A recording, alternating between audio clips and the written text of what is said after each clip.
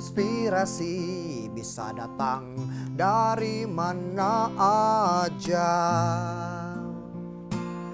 Salah satunya di ruang tengah.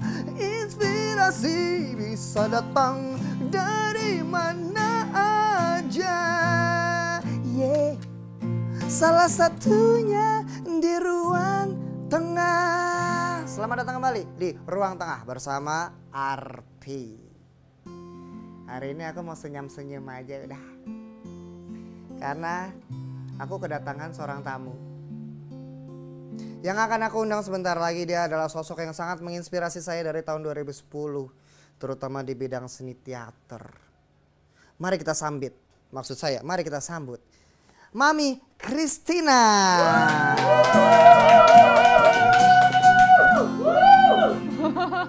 Hai Ma. Halo, gimana nih? Aku juga bingung Cin gimana. Halo. Gini sih paling bener dah. Mami. Halo Rangga, apa kabar? Aku manggilnya Mami nggak? Guys, aku manggil beliau dengan sebutan Mami. Kenapa? Karena udah mami. Oh, karena udah mami kan nggak salah sih emang begitu ya. Karena beliau adalah sosok yang sangat saya kagumi guys. Aku cerita dulu sedikit mungkin. Atau mungkin kita bisa cerita bareng supaya bisa lihat dari dua sisi. I tahu you itu dari tahun 2010. Waktu itu you lagi mentasin sebuah naskahnya Bang Bro Ivan. Judulnya Apakah Cinta Sudah Mati, bertempat di Unika Atmajaya, Gedung Y lantai 15. Apakah benar itu you? Detail sekali. Itu udah 15 tahun lalu loh Rangga. Iya. Masih inget ya, Ingat luar banget. biasa. Ingat banget Mam. Yeah. Tapi Mami inget gak? Ingat gak ya? Kamu yang banyak ngingetin aku. Iya. Aku kebetulan emang kalau beberapa momen-momen pivotal di hidup tuh aku akan inget terus. Oh gitu. Tapi Mami ini soalnya waktu itu kesannya begitu membekas. Udah gitu kami nggak pernah kenalan. Sampai akhirnya tahun berapa lama yang lalu? 2004. Baru tahun lalu. 2024. Baru tahun lalu kami dipertemukan lagi di sebuah latihan teater. Dimana gue datang ke situ, gue tidak ada persiapan, tiba-tiba kok wajahnya, dia lagi latihan tuh, kok wajahnya familiar, suka inget-inget lagi, wah ini kan yang main di waktu tahun 2010 itu, gitu Mam. Maka kenalan lah di situ, for real. Yeah. Boleh kenalan ulang? Apa? Waktu itu aku kenalannya bukan dengan nama ini, Arpi. Iya benar, Arpi sekarang. Iya. Mami, Yes. aku manggilnya Mami Christina. Iya. Maria Panjaitan. Sibukannya sekarang lagi apa sih? Aku sekarang kesibukannya jadi ibu rumah tangga. Dan mulia sekali. Mulia sekali. Oh iya, terima kasih banyak loh. Dan sekali-sekali ya main teater juga tetap masih my passion. Oh masih iya. tetap dijalani. Kok bisa? Oh coba, aku harus breakdown pelan-pelan dulu. Menjadi ibu rumah tangga tuh bukannya sudah full time job yang berat sekali, Mam. Memang. Jadi sekarang nggak bisa seperti yang dulu ya. Kalau dulu kan mungkin bisa ngambil job teater tuh di dalam satu lini masa bisa beberapa pementasan gitu. Kalau sekarang mungkin cuma satu, dan juga mungkin perannya tuh bukan peran-peran yang harus latihan setiap almost every day or every 3 kali atau 4 kali seminggu gitu. Jadi lebih santai lah gitu. Ngambil peran yang santai aja. Berani ngambil peran yang lebih santai. Tapi tetap berkecimpung di bidang itu gitu. Yes. Apa sih yang bikin Mami ke drive untuk terjun di bidang itu dan awet sampai sekarang gitu?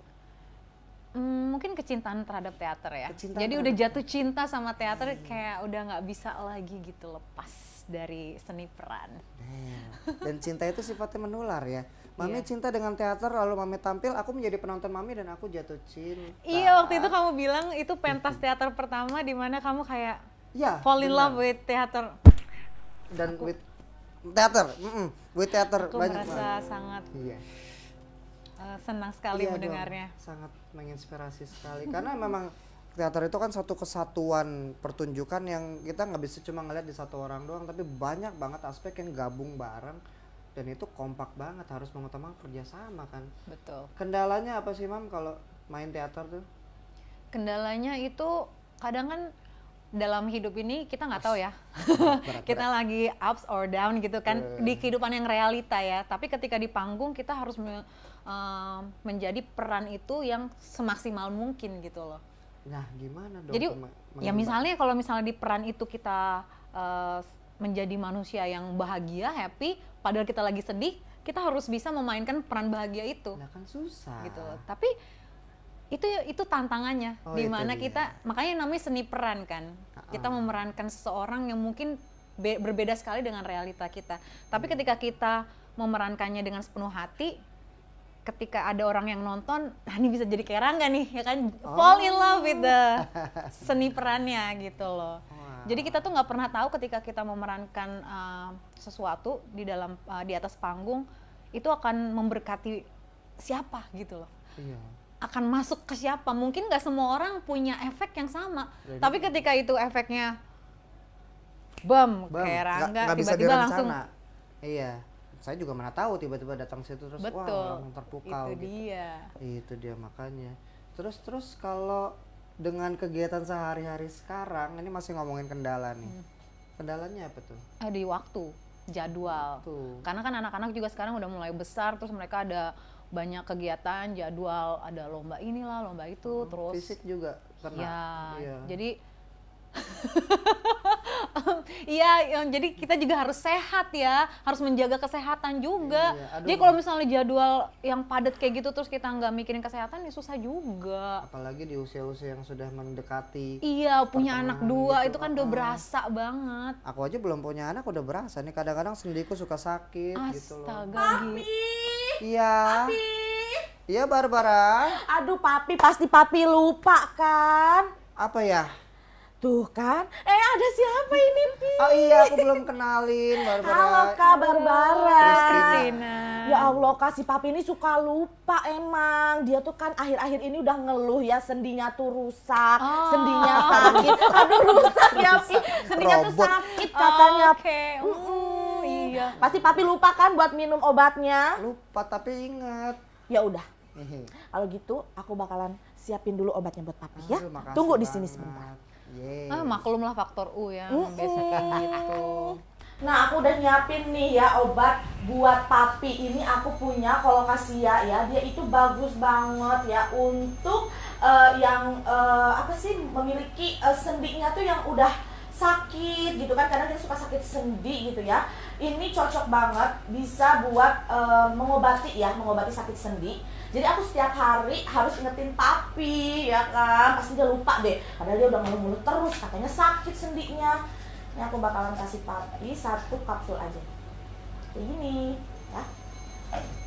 Jadi dia tuh harus selalu diingatkan untuk minum obat ini. Papi. Iya. Ini dia obatnya, jangan lupa diminum ya. Jangan sampai nanti ngeluh-ngeluh lagi sakit sendi. Bingung kan Kak, emang kalau udah faktor U tuh emang kayak gitu. Aduh. Minum ya. Iya, nggak gitu dong Oh gimana? Nanti dicemil aja, dicemil. Dicemil ya. Minum ya. Iya.